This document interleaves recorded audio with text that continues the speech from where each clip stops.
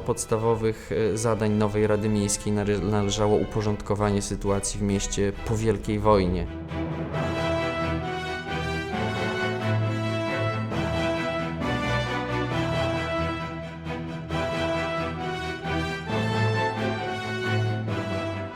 Pierwszym takim dużym sukcesem Rady jest zdobycie transportu śledzi na Boże Narodzenie. Kolejnym sukcesem jest zaopatrzenie mieszkańców miasta w węgiel.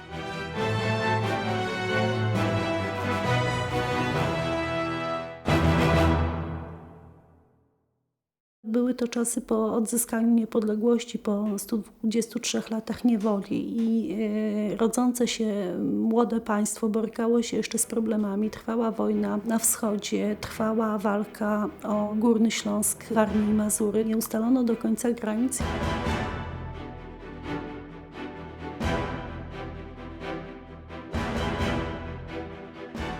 22 lutego 1919 roku odbyła się oficjalna uroczystość przejęcia władzy. Przewodniczącym tymczasowego zarządu miejskiego został Józef Puchalski. No i przed nim stanęło to zadanie utrzymania przy życiu białostoczan, można tak powiedzieć, zapewnienia zaopatrzenia w opał, w żywność.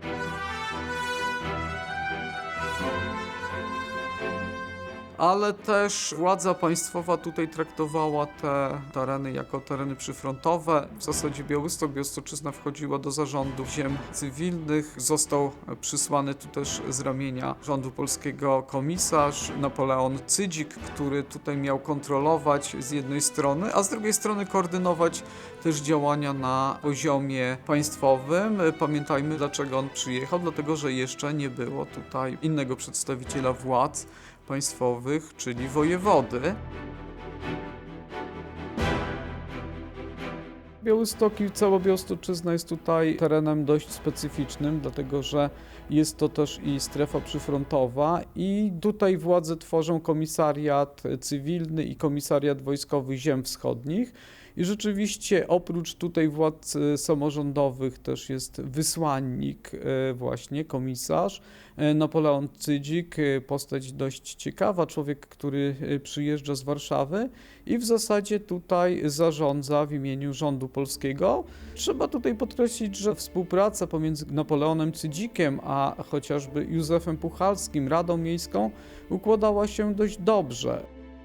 Chociażby taki spektakularny przykład to taka decyzja w kwietniu 1919 roku o tym, że zmieniają się już nazwy ulic, że znikają powoli napisy szyldów po niemiecku, czy też jeszcze gdzieniegdzie po rosyjsku. Także ta administracja tutaj powoli wkracza i porządkuje tutaj to życie. I takim ważnym momentem dla Białegostoku jest decyzja o tym, że Białystok też staje się zdecydowanie większym miastem.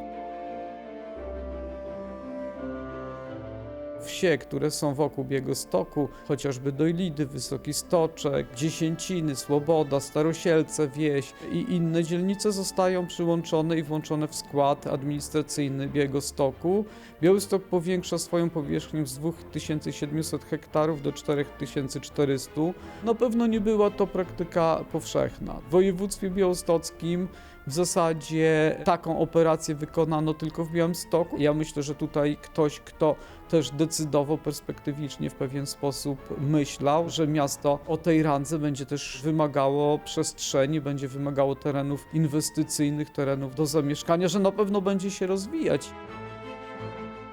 Dlaczego też tak się dzieje? Dzieje się też tak dlatego, że mają być wybory samorządowe. No a Białystok, pamiętajmy, jest też ponad połowie zamieszkiwany przez ludność żydowską. Tutaj władze polskie, chcąc właśnie zwiększyć szanse na radnych ze strony właśnie Polaków, żeby po prostu ten wynik wyborczy był lepszy.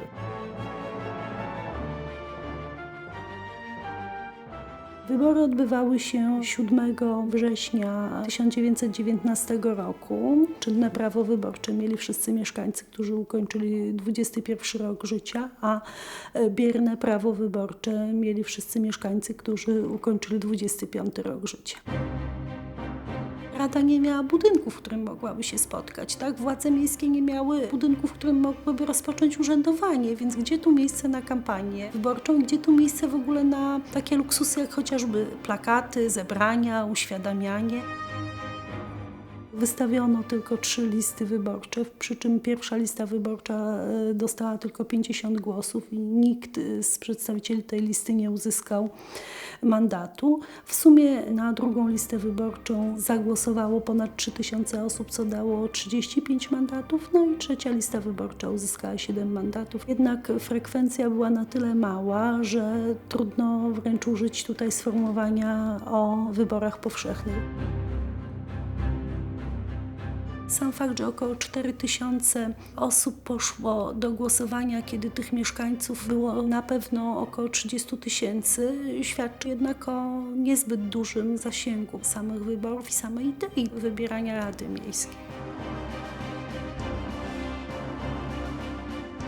Bardzo wysoki analfabetyzm spowodował, że nawet ci uprawnieni do głosowania nie byli w stanie z karty wyborczej odczytać nazwiska osoby, na którą chcieliby zagłosować, czy też numeru listy wyborczej. Więc to też mogło wpływać z jednej strony na frekwencję, a z drugiej strony na zasady tych wyborów. Do pierwszej Rady Miejskiej weszło 42 radnych. Byli to robotnicy, nauczyciele, lekarz, aptekarz, księgarz, włókniarz, adwokat, a więc przekrój społeczny bardzo różny. Trzeba pamiętać o tym, że Białystok w tym czasie był głównie miastem proletariackim, stąd nie należy się dziwić obecności właśnie chociażby robotników czy włókniarza, którzy reprezentowali ten krąg obywatelski.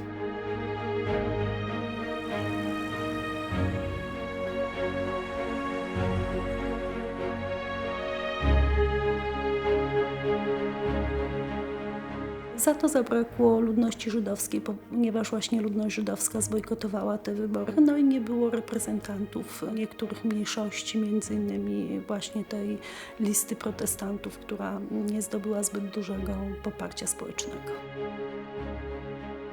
Od 15 października Rada rozpoczyna swoje działanie. No i pierwsze jak gdyby zadanie tej Rady Miejskiej nowo wybranej to była organizacja zaopatrzenia w żywność. Bieda była wszędzie, tam gdzie przechodził front I wojny światowej, niezależnie czy to był Białystok, czy to były inne miasta. Bieda dotyczyła jak najbardziej wszystkich.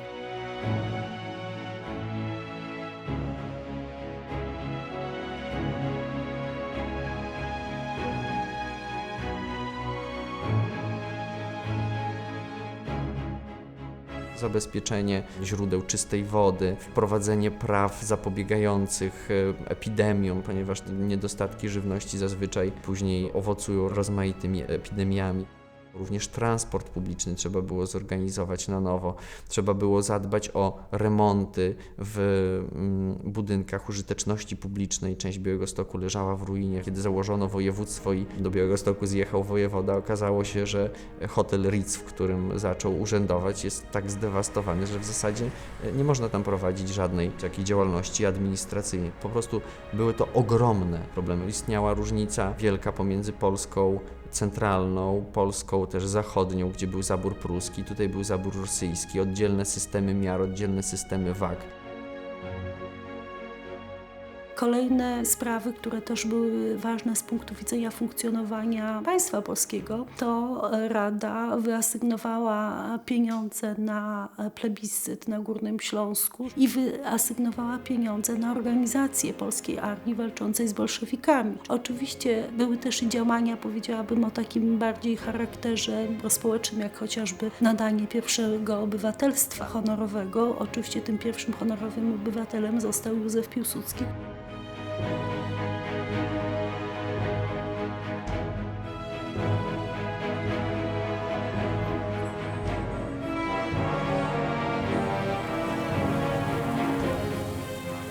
Problemy związane z oświatą odsuwano na dalsze tory, zaś opiekę nad dziećmi porzuconymi, osieroconymi w gruncie rzeczy tym się zajmowały albo osoby z najbliższego otoczenia, czyli krewni, albo organizacje charytatywne, głównie związane ze związkami religijnymi. Państwo jeszcze jak gdyby nie było dobrze zorganizowane.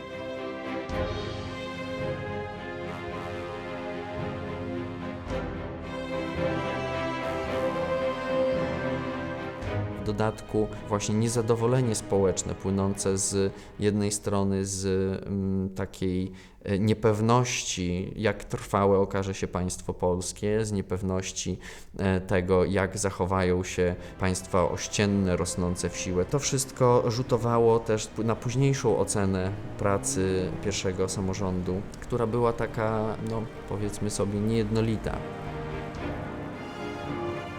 Nie widać tutaj jakichś wybitnych osobowości rysujących się, ponieważ wiara w funkcjonowanie tej rady była dosyć mała i raczej nie garnęli się wybitni działacze, którzy by chcieli odnosić sukcesy. Ci chyba zachowali swoje szanse i swoje możliwości na wybory parlamentarne albo na późniejszą działalność społeczną, a ta rada jakoś nie zapisała się w historii szczególnie wybitnymi osiągnięciami. Ale z drugiej strony trzeba pamiętać właśnie, że tym ludziom przyszło się zmagać z tym wyzwaniem w bardzo trudnych okolicznościach, praktycznie z niewielkim wsparciem władz centralnych, które też się dopiero formowały i nie mogły sobie pozwolić pod żadnym względem, ani organizacyjnym, ani finansowym, na jakieś daleko idące wsparcie samorządów miejskich.